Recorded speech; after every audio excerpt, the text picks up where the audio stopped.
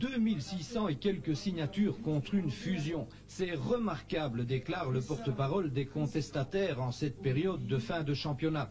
Oui, mais me direz-vous, fusion de qui avec qui ou de quoi avec quoi? Et signature de qui? Fusion entre Liège et Tilleur, bien sûr. Signature des supporters des Rouges et Bleus indignés de la façon dont leur club, Liège, a été, disent-ils, vendu à Tilleur. Par la plume et la voix de leur porte-parole, docteur de son état, ils veulent sauver non seulement le matricule 4, mais également les couleurs rouge et bleu et le nom Royal Football Club liégeois. Comment veulent-ils sauver tout cela, me demanderez-vous? C'est la très bonne question que j'ai posée au porte-parole qui n'a pas voulu me dévoiler son secret qui n'est pourtant pas médical. Néanmoins, il m'a déclaré, comme à beaucoup de mes confrères, qu'il avait un plan qui tenait très bien la route. Mais que, comme il ne faut pas vendre la peau de l'ours avant de l'avoir tué, il attendait la décision du comité exécutif de l'Union belge qui, samedi matin, a reporté à vendredi sa décision d'entériner ou non la fusion. Car le comité exécutif de l'Union belge, c'est un peu comme l'officier d'état civil. Ses honorables membres décident si oui ou non le mariage entre deux clubs de foot peut être consommé. Pendant ce temps, les parents de l'un des deux mariés, non encore officiellement, à savoir Tilleur, eh bien les parents ont commencé à aménager le futur, espère-t-il, foyer des futurs, espère-t-il tout autant, mariés. Dont coût déclaré 25 millions. Ils ont également pris de nombreux contacts pour agrandir la famille par des transferts non seulement de joueurs, mais également de fonds. En effet, de nombreux sponsors s'étaient déclarés intéressés. C'était déclaré car certains, vu les retards entraînés et la publicité faite par la plainte des supporters des Rouges et Bleus, ont préféré ne plus s'engager. Parmi ceux-ci, il en était un qui acceptait d'intervenir à hauteur de 5 millions de francs. Son retrait pose évidemment quelques problèmes aux dirigeants de Tilleur Saint-Nicolas qui se disent écœurés. Ils ne comprennent pas comment des supporters qui déclarent à corps et à cri aimer leur club et par là même le football peuvent en arriver à de telles extrémités.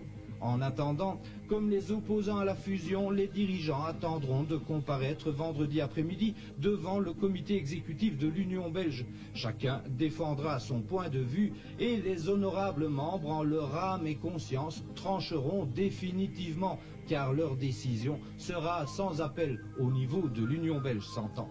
Bref, tout le monde retient son souffle, car c'est peut-être de la vie ou survie de deux clubs liégeois dont il s'agit. Comme un tu l'as vaut mieux que deux tu l'auras, les amateurs de foot croiseront certainement les doigts.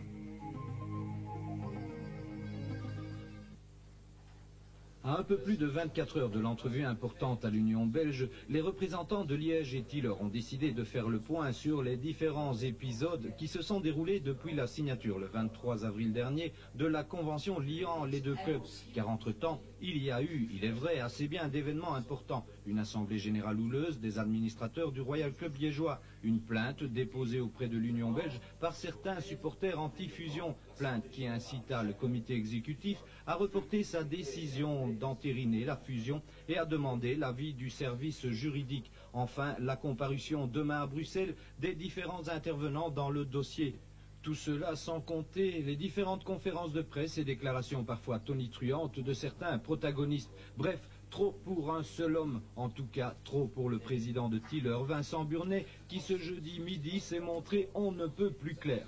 Notre but c'est la fusion, c'est d'aller en D2, de former une nouvelle entité avec le football club liégeois.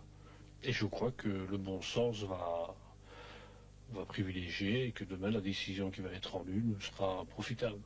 Et si elle ne l'était pas? Malheureusement, ça ne l'est pas. On se réunira en comité d'extrême urgence, mais je crois qu'à ce moment-là, nous ne sommes pas preneurs pour rester en étroit, et je crois que nous allons faire un dépôt de bilan et que nous mettrons la clé sous le paillasson.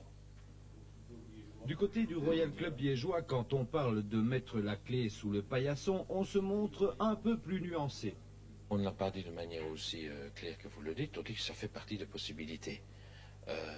Et parmi les plus réalistes, parce que à partir du moment où aujourd'hui, à 15 jours de la reprise des activités sportives, on ne sait rien sur ce qui pourrait se passer et comment ça va se passer et avec qui. Et je crois qu'il faut quand même être réaliste. Il ne faut pas prendre ses illusions pour les réalités. C'est bien de jouer les astérix, mais il faut un minimum de potions magiques. Il faut bien l'avouer, en effet, à l'heure actuelle, les antifusions n'ont rien montré de concret. Ils parlent d'un plan qui tient la route, mais plan que l'on n'a jamais vu. Indépendamment de cela, si Liège est déclaré en faillite, ce n'est plus en 2e, mais bien en 3e division qu'il évoluerait. Un curateur serait désigné, car société anonyme, les joueurs seraient vendus à l'encan et il faudrait tout reconstruire à zéro. 1 million ou 2 ne suffirait certainement pas pour permettre au club de redémarrer. Tout cela sans oublier l'école des jeunes, qui à elle seule coûte 10 millions de francs en frais de fonctionnement par an. Autant d'éléments que les opposants à la fusion vont certainement méditer avant demain 15 h. Si en général on se demande à qui profite le crime, dans ce cas-ci, sans parler de crime, en cas de non-fusion, l'affaire pourrait bien profiter à un club flamand. Les quelques 50 supporters venus vendredi manifester leur opposition à la fusion Liège-Tiller devant le siège de l'Union belge pouvaient-ils se douter que même si celle-ci leur donnait raison, elle enterrait par la même occasion la raison pour laquelle ils avaient fait le déplacement. Sûrs de leur bon droit, ces supporters n'ont fait en fait que retarder l'échéance de quelques jours. L'Union belge leur a donné raison, oui, mais pas celle qu'ils espéraient. Les honorables membres du comité exécutif ont puni la direction de Liège et celle de Tiller pour n'avoir pas respecté le règlement de l'Union belge à la lettre. Mais, et c'est là où les supporters sont, passez-moi l'expression, gros gens comme devant, l'alliance entre les deux clubs a été entérinée. Seule différence, le nouveau club n'évoluera pas en 2e division comme prévu, mais bien en 3e. C'est la punition infligée par l'Union belge aux dirigeants et provoquée par la plainte déposée par quelques supporters. Finalement, ceux qui voulaient sauver le matricule 4, les couleurs rouge et bleu et le nom Royal Club liégeois n'auront réussi qu'à faire reléguer le club en 3e division, avec les risques que cela encourt, car ils n'auront plus voix au chapitre en ce qui concerne l'Union belge.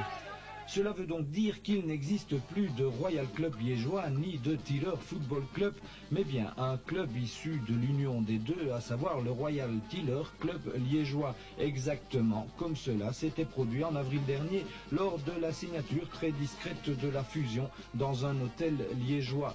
Qui trop embrasse mal étreint, et à ceux qui vendredi clamaient haut et fort que le Royal Club liégeois voulait vivre seul, d'autres pourraient répondre aujourd'hui que la solitude peut entraîner la mort.